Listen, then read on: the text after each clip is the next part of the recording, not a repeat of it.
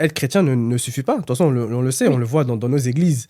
Les différentes histoires qui se passent, les story time, les gourmands gospel et Gourmand tout. gospel. C'est vraiment une dinguerie en vrai.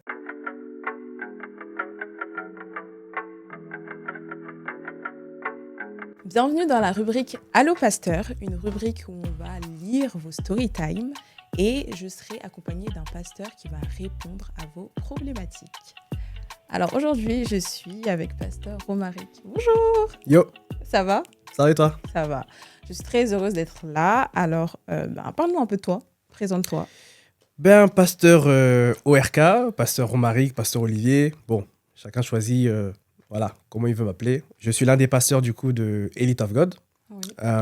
Et donc Elite of God qui est le nom de notre jeunesse qu'on a donné, qui du coup appartient à l'église, si peu. Donc Centre international du plein évangile. Super, merci beaucoup.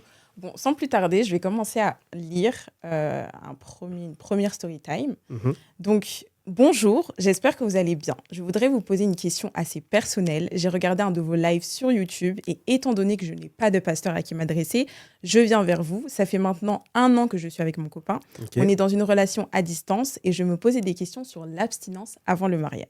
Mhm. Car on est tous les deux chrétiens, mais on est tombé dans le péché de la masturbation. Alors, je ne sais pas comment l'expliquer, mais quand on le fait, j'ai des sentiments, des mauvais sentiments. Je voulais donc savoir si vous auriez des conseils à nous donner pour ne plus tomber dans le péché et tenir jusqu'au mariage, si c'est possible. Ah là là là là. Un très bon sujet qui Ouais. touche beaucoup de Bah, personnes. c'est un fléau. C'est Ouais. un fléau. La Pour la masturbation, jeunesse. c'est vraiment l'un des, on va dire, l'un des péchés par lequel le diable passe pour nous. Bah, clairement, il nous fait un bon boulot. Il nous fait un bon boulot avec ça. Alors, ce qui est assez, pas intriguant, mais déjà, le premier point que je soulignais, c'est que elle n'a pas de pasteur. Ok. Et là, du coup, ça pose un petit problème parce que ça veut dire que, ok, ils sont chrétiens, Mhm. mais quel est l'encadrement qu'ils ont finalement? D'accord. Oui, il n'y a pas de suivi. Et oui, de c'est l'âme. ça. Parce que déjà, ce qui nous permet à nous chrétiens déjà d'être enseignés, d'être orientés, Mhm. déjà, c'est les pasteurs. Ok. Dans la Bible, Dieu a toujours utilisé un homme pour introduire les hommes dans son alliance. D'accord. Voilà. Donc, déjà, si tu es jeune chrétien, tu n'as peut-être pas d'église et tu es en couple, c'est encore plus compliqué parce que il n'y a pas cette atmosphère déjà, cet environnement D'accord. qui peut te permettre déjà d'avoir peut-être des enseignements qui vont t'aider déjà à tenir. Donc déjà, c'est un premier problème. Ok. Ensuite, par rapport à la masturbation, le souci avec ça, c'est que on n'arrive pas à comprendre que pour ce type de péché, on ne peut pas le caresser. La Bible dit que si ta main droite est une occasion de chute, tu fais quoi? Oh, Tu la couper coupes et la jeter. et la jeter. On sait que c'est une expression. Oui. Dieu ne veut pas qu'on coupe vraiment nos mains. Donc, Oui. en fait, il faut couper la source du problème. Il y a toujours une source, il y a toujours un déclencheur à ça. Et donc, ce que je dirais déjà, c'est quel est le déclencheur de ça? Oui. Déjà, il y a le déclencheur en nous-mêmes. C'est-à-dire, il y a nos pensées, il y a le fait que, voilà, je suis en couple, forcément, j'ai de l'attirance. Parce que dans tous les cas, on est des êtres humains. Donc, on ne pourra pas supprimer cette envie, justement. Ok. Donc, maintenant, la question, c'est comment est-ce qu'on vit avec ça, comme la sœur l'a dit, jusqu'au mariage. Et c'est là où, justement, il y a un entretien à faire, il y a une vie spirituelle vraiment à avoir derrière.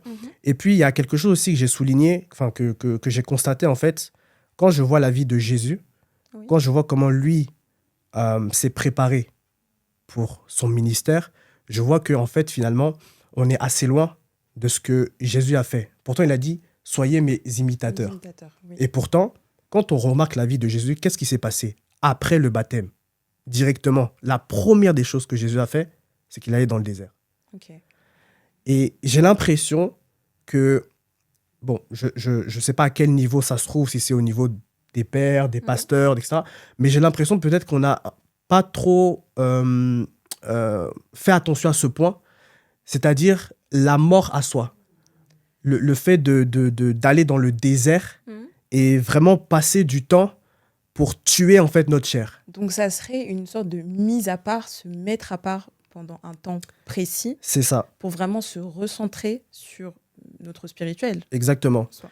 Parce que en soi, euh, le baptême en fait ne suffit pas. Parce qu'on le voit, il y en a qui sont baptisés, mais Oui, des fois, qui c'est même continuent. pire. C'est encore pire Ouais. qu'avant que C'est tu pas sois facile. baptisé. Donc, qu'est-ce qui se passe en fait? Normalement, si je viens à Christ, mais je suis une nouvelle personne. La Bible ne dit pas, tel pas que toutes choses anciennes sont passées et voilà, tout est devenu nouveau. Donc, normalement, je ne dois plus vivre certains vies, certains trucs. Donc, on constate que finalement, il y a un truc qu'on ne fait pas en fait. Et c'est peut-être ça. C'est peut-être ce sacrifice qu'on doit avoir. Et ces sacrifices, on va dire, continuels. Parce que même quand Jésus, après, est sorti du désert, la Bible nous mentionne bien que de temps en temps, il se réfugiait, il allait à la montagne et il priait. Et ça aussi, c'était l'entretien de la préparation qu'il avait fait dans le désert. Et je pense qu'il y a ce côté-là aussi, malheureusement, qu'on n'a pas assez développé, je pense. D'accord. Et qui fait que du coup, forcément, quand l'envie vient, on n'est pas assez fort, en fait. On n'a pas une énergie qui est au-dessus pour justement ne pas tomber dedans. Ok. Moi, j'ai une question. Mhm. Est-ce que...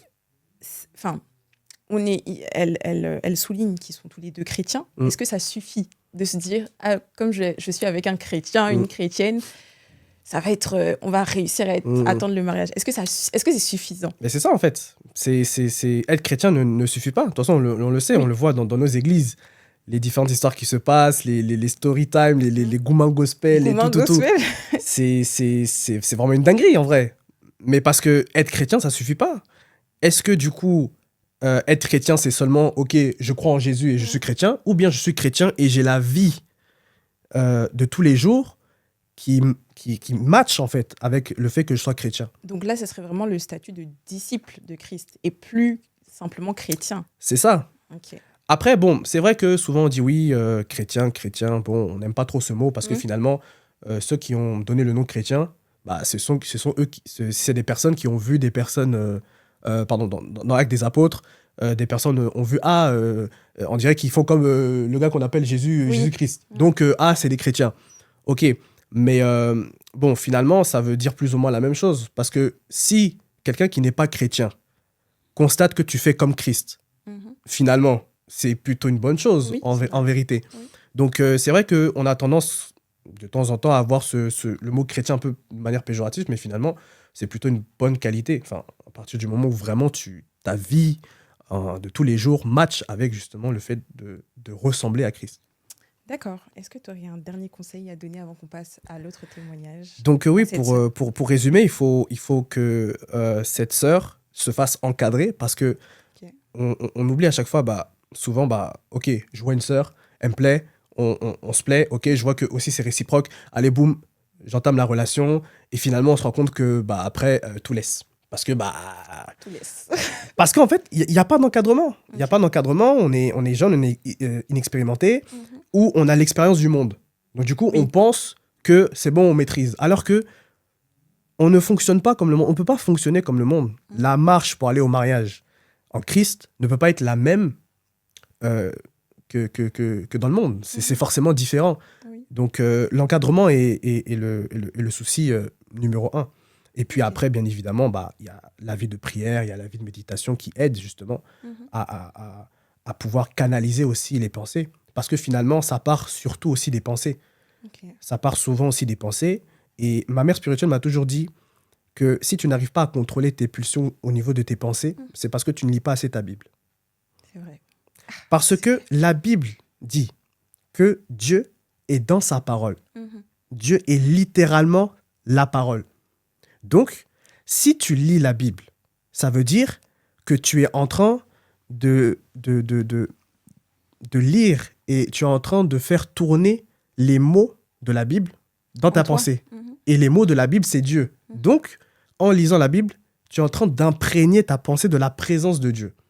Oui, et surtout que quand le péché va arriver, tu sauras quoi dire. Du coup, quand le péché va arriver, parce que c'est sûr qu'il va arriver. Oui, ça, faut pas se mentir. Ouais. Tu ne pourras pas supprimer le désir, la pensée de te masturber, de coucher, de faire quoi. Tu ne pourras pas le supprimer, c'est mort.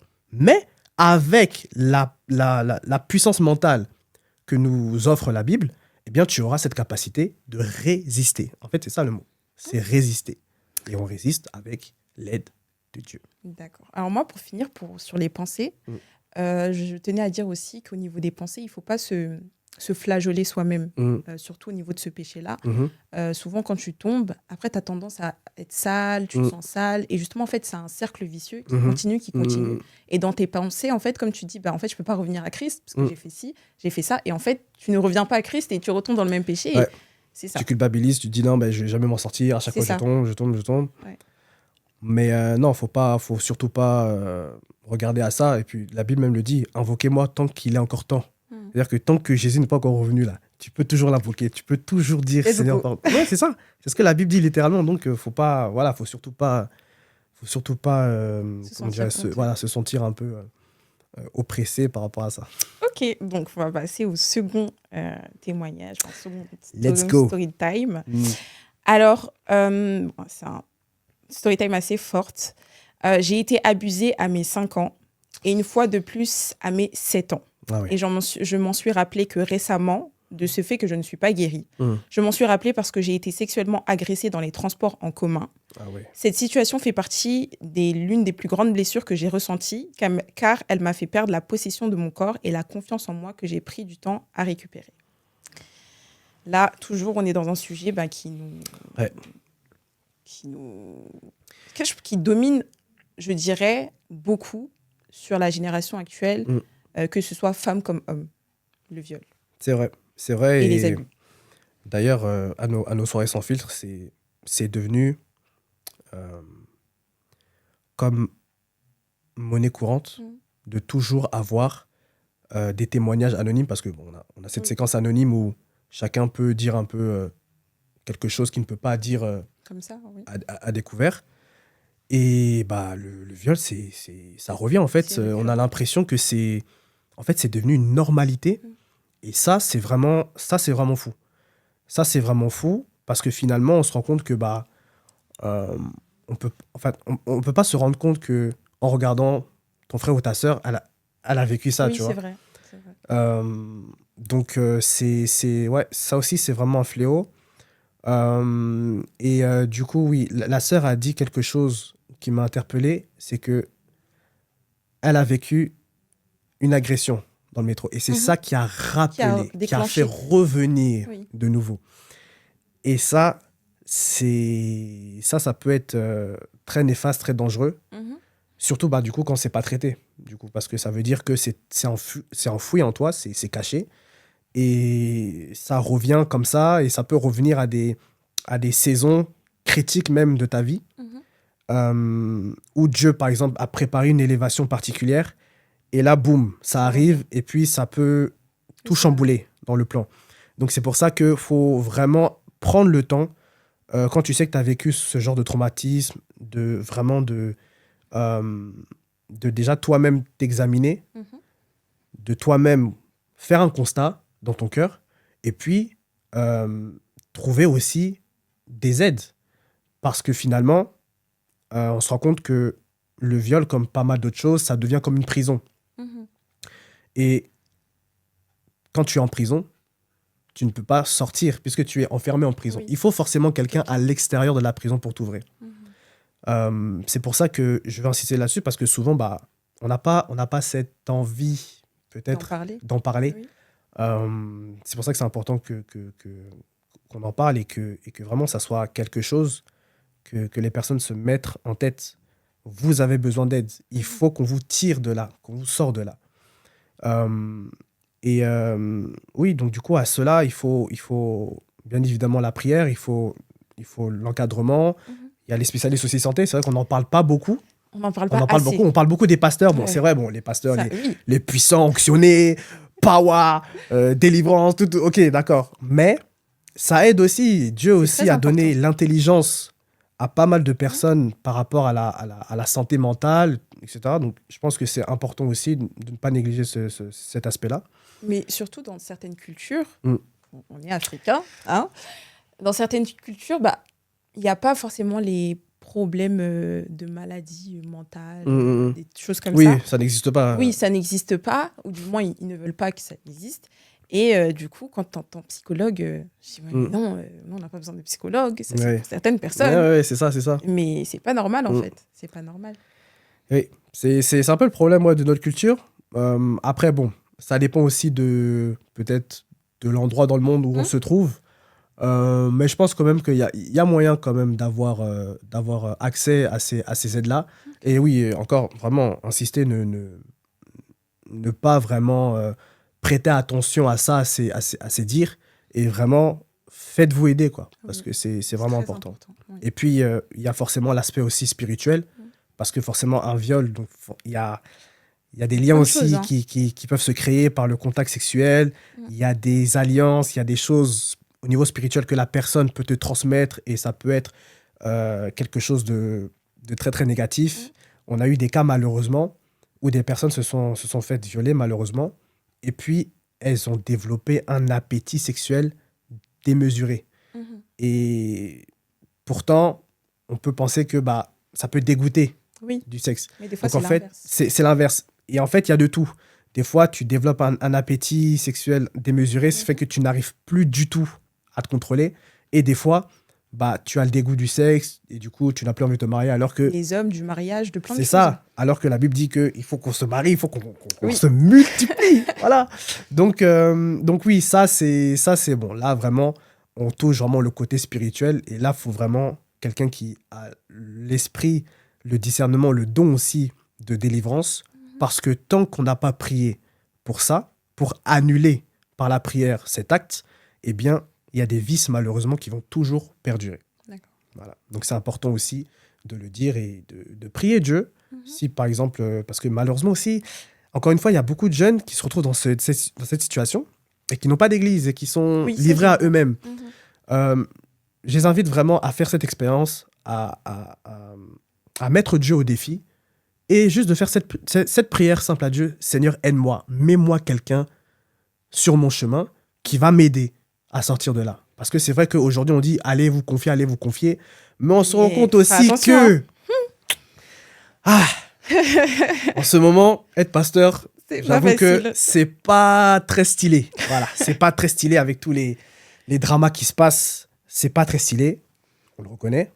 Mais dans la Bible, ça a toujours été comme ça et Dieu est toujours passé par une autorité, C'est vrai. quelqu'un qui a le don. Mhm. Voilà, ça peut même être un frère ou une sœur qui a ce don-là développé que Dieu a donné et qui peut t'aider. Donc, c'est vraiment important parce que bah, sans ça, malheureusement, il y a des choses dans ta vie qui ne vont pas avancer. Ok, Donc, voilà. merci beaucoup. On va passer au troisième et dernier témoignage. Mhm. Story time témoignage. Alors, lorsque j'ai appris que mon père avait trompé ma mère, mon estime ou l'image que j'avais de lui a baissé. Je ne sais pas si j'ai réussi à pardonner ou si je suis dans le déni. J'étais en colère pendant un long moment au début, mais à l'heure d'aujourd'hui, ça va mieux. Car ça va mieux dans le mariage, mais j'ai souvent cette crainte-là qu'il retombe et qu'il nous reblesse encore ma mère et moi. Et je me dis que ça reste mon père malgré ses fautes. Je m'accroche au fait qu'il ait changé. Les parents. Ça aussi, un autre sujet. Ou les papas. Wow. Bah, surtout dans notre... bon, là encore, on parle un peu de notre culture, Oui, on parle de ce qu'on connaît. de ce qu'on connaît. Malheureusement, oui, les papas sont un peu à l'origine de Certaines blessures. de certaines blessures et du déséquilibre familial.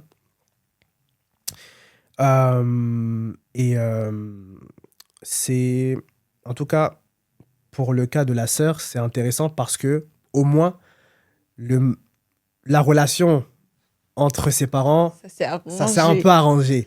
Mais pour d'autres, voilà, c'est peut-être encore compliqué. Et là, il faut arriver dans ces cas-là, prendre du recul, essayer de comprendre un peu les situations, essayer de voir un peu, parce que on a souvent aussi tendance, en tant qu'enfant, à tirer directement sur les parents. On tire. Certainement certainement à raison. Certainement à raison, c'est parfois. Mais il y a peut-être des données qu'on ignore, qui sont derrière, qu'on ne sait pas. Et donc, du coup, bah, finalement, c'est pas forcément 100% de la faute du père ou de la mère. Bon, il y a le côté spirituel, il y a le côté de la vie. Donc, c'est pour ça qu'il faut vraiment avoir ce recul-là et demander à Dieu vraiment de nous aider, parce que, bon, on est tous un peu touchés par ça, Oui. de nous aider vraiment à avancer, à aller de l'avant. Et n'oublions pas que le pardon fait partie normalement de nos dons, de nos qualités qu'on doit développer. Et c'est important du coup de le manifester Ok. quand il faut le faire. Je suis d'accord avec toi. Oui, tu as mais quelque chose à dire? oui, j'ai quelque chose à dire. Parce que la sœur nous dit que Mhm. elle ne sait pas si elle a véritablement pardonné ou ok. si elle est dans le déni. Mhm. Mais alors, comment savoir qu'on a véritablement pardonné? Parce que je peux dire que bon, une personne m'a fait quelque chose, Mhm. j'ai prié et tout. Ah, c'est bien, je lui pardonne, je sais Mhm. que je lui ai pardonné. Quand je vois la personne, Mmh. mon cœur, Il boue. Est-ce que... Ouf, il est là. Ouais. Est-ce que ça veut dire quand savoir que véritablement mon cœur est apaisé, même si je vois la personne, je dis ah bonjour ma soeur, bonjour mon frère et voilà. Le pardon est un processus. Ok. On le voit aussi avec la vie de Joseph.